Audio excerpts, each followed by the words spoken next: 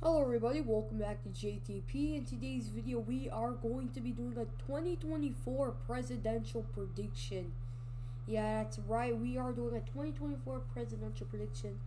I might make more videos on the 2022 Senate, like if Blake Masters has a shot in winning or who's going to win the Senate, but right now we're just going to make a presidential prediction.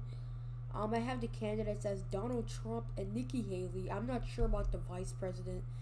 It could be Kristi Noem for the Democrats, Joe Biden, and Kamala Harris. And this is looking like a very potential matchup. So before we actually get like big into it, I'm just gonna start with the safe states. I think these will be at least 15 or above. I do think the first district will be at least 15. Kansas, no, I do not. Missouri, I do think. And all of these states, I do think will be at least 15. For Democrats, they have the whole West Coast. They have Illinois, Hawaii, and all of these states. And they also they have New York as well. So now this leaves Trump at 107 compared to Biden's 180. So we'll start with the likely states. I do think Kansas would go likely, but I think Trump would improve. But we'll see. I do think, I see if Alaska will go likely for Trump.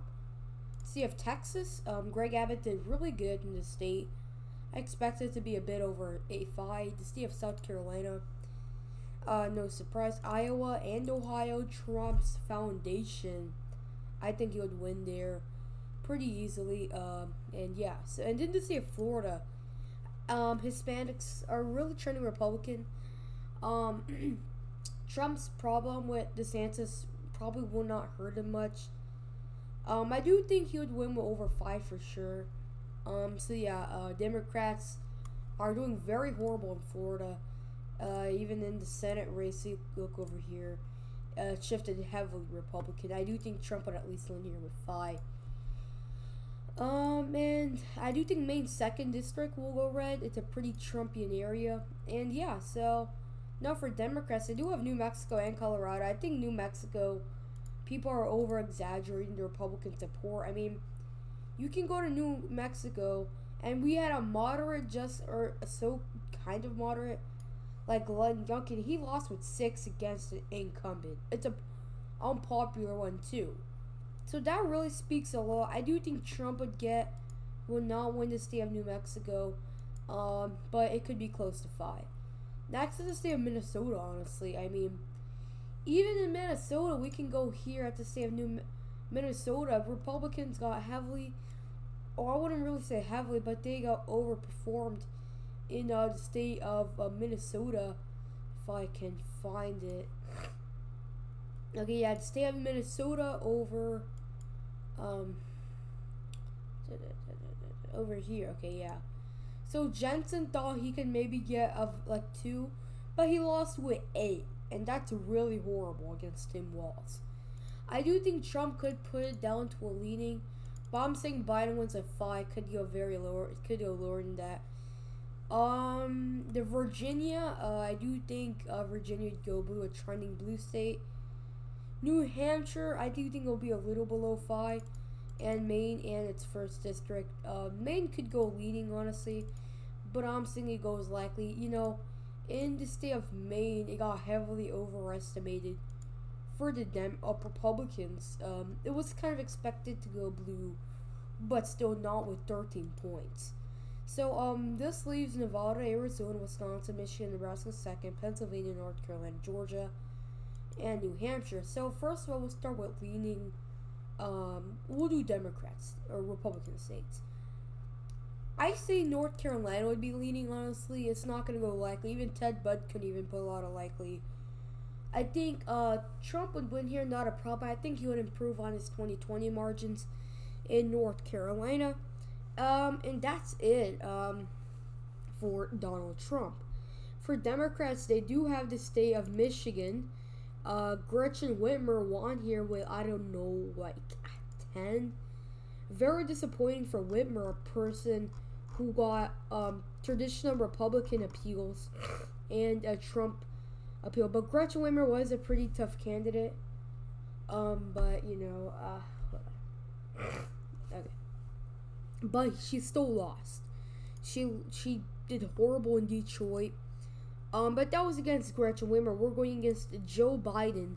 It could go below 1, but we're going to have to see. I say Biden wins the lead margin. It's just Trump is creating too much enemies, and he's going against Youngkin, DeSantis. It's just kind of everything is kind of collapsing.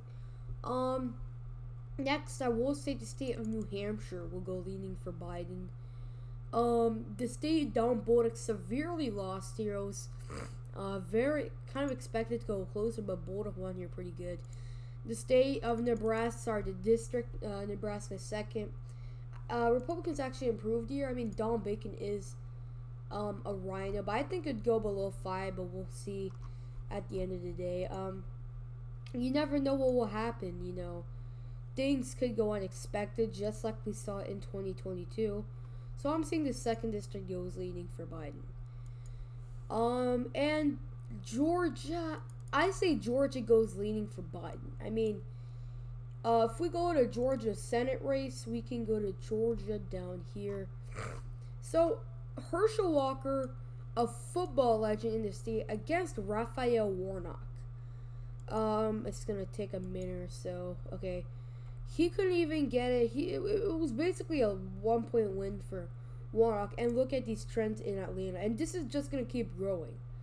Walker could only get the lead down because he did very good in rural Georgia, probably mostly because of Kemp. So, I say Biden wins. It could go tilting depending on Biden's popularity, but we'll say goes leading for now. So that's, the state of Pennsylvania, or we'll start with tilting states for the Republicans. I would say Trump wins Wisconsin with a till margin. Ron Johnson, a heavily overperformer, only wanted to stay with a point against Mandela Barnes, and most of that is because he didn't get a lot of voter turnout in rural Wisconsin. I do think Trump could get it to a lead margin. I think he would be close, but it very could go leaning, so I wouldn't really be surprised if it went leaning for Trump. But just to be on the safe side. Next is the state of Arizona. I think Trump will win here. Republicans did fairly okay in Arizona. We still have to see how the Senate race goes. It's a 6-point difference. Masters could pull out the lead. But we'll see. Majority of the vote is Republican. But again, we'll see how it plays out. But in the governor's race, Carrie Lake is probably going to win there. They did pretty well. And if Carrie Lake does become governor, I think she'll do some election reform. Because that's what she said, or I think. So yeah, I do think, especially with Hispanic shifts, Arizona goes tilting for Trump. And now we'll go to Biden's side. I do think Nevada would be really close, but I'm saying Biden pulls out the victory. It's just we have Adam Laxalt, a very established guy. He has a family winning elections in Nevada. And right now, he's only in the lead with 1 point, I think. Or 0.2. That's horrible. With 93% of... I wouldn't say really that's horrible. Well, but we still have many more votes. I'm not fully sure if... I do think it's going to be close. Laxalt could pull it out. But still, this is a state that should go to Laxalt by 2.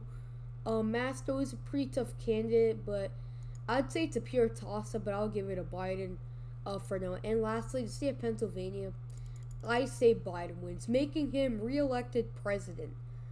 So my insight in Pennsylvania, I think the margin will be closer in 2022. It's just Pennsylvania. It shifted heavily Democrat, mainly not in Philadelphia, but in the rural areas of Pennsylvania. And that's not necessarily because of Trump. It's because of Dr. Oz. You see, the people didn't turn out for Oz because, Fetterman would say he's not like us. He's not one of us. I think his actual insight was he's not, he's a Muslim. And people in rural Pennsylvania might not like that. And maybe they wanted people who's been raised in Pennsylvania and then they voted for Fetterman. That could very well be a possibility. I say Trump improves on rural Pennsylvania It's just Mastriano got destroyed. He's basically a Trump person, and he got destroyed in Philadelphia area. I'd say Trump is good in the rural areas, but loses because of the Philly suburbs. So making the final number 256 for Trump and 282 for Biden. Very much has shifted. Biden wins the election, but again, it could shift. But we're gonna have to see how it goes. So yeah, thank you so much for watching today's video. Hope you enjoyed, and yeah, bye.